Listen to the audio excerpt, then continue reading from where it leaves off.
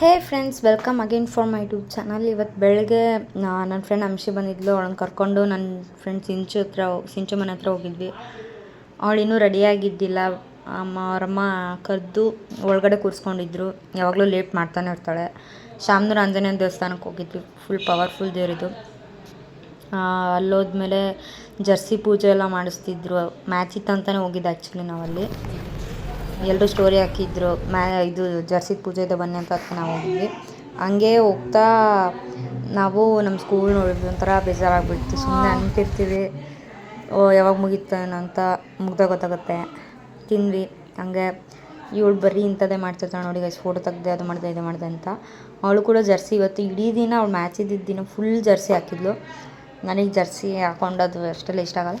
ಅದಾದಮೇಲೆ ಮಧ್ಯಾಹ್ನ ನಾನು ಊಟ ಮಾಡಲಿಲ್ಲ, ಇಷ್ಟೇ ತಿಂದೆ. ಯಾಕೋ ಊಟ ಮಾಡೋ ಮನಸ್ಸಿದ್ದಿದ್ದಿಲ್ಲ. ಅದಾದಮೇಲೆ ಸಂಜೆ ಅವ್ರು ಬಂದರು. 3 ಗಂಟೆ 3:15 ಬಂದರು. ಮ್ಯಾಗಿ ಮಾಡಿದ್ವಿ, ಮನೆಯಲ್ಲ ಮ್ಯಾಗಿ ಮಾಡಿದ್ವಿ ನಾವು. ತಿಂದು ಗೈಸ್, ನನ್ನ ಫ್ರೆಂಡ್ ಇಲ್ಲಿ ಬಿಟ್ಟು ಹೋಗಿ ಗೈಸ್.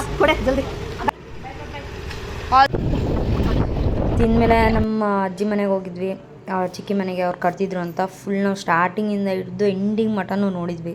ಸಖತ್ತಾಗಿತ್ತು.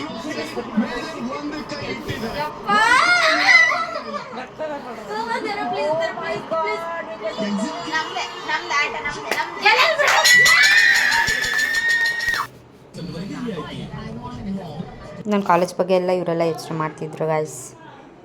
ನನಗೂ ಇಷ್ಟು ಬೆಲೆ ಇದೆ ಅಂತ ಗೊತ್ತಾಗಿದೆ ಇವಾಗ. ಗೇಮಲ್ಲಿ ಮಾಡಿರುವಂಥ ಚೇಂಜಸ್ಸು ಹಂಗೆ ಪ್ಲಾನಿಂಗು, ಬಟ್ ಎಷ್ಟು ಬೇಗ ಅಡಾಪ್ಟ್ ಆಗಿದೆ ಅದು ಇನ್ಫ್ಯಾಕ್ಟ್ ಭಾಳ ಖುಷಿ ಕೊಡ್ತಾ ಇರೋವಂಥದ್ದು.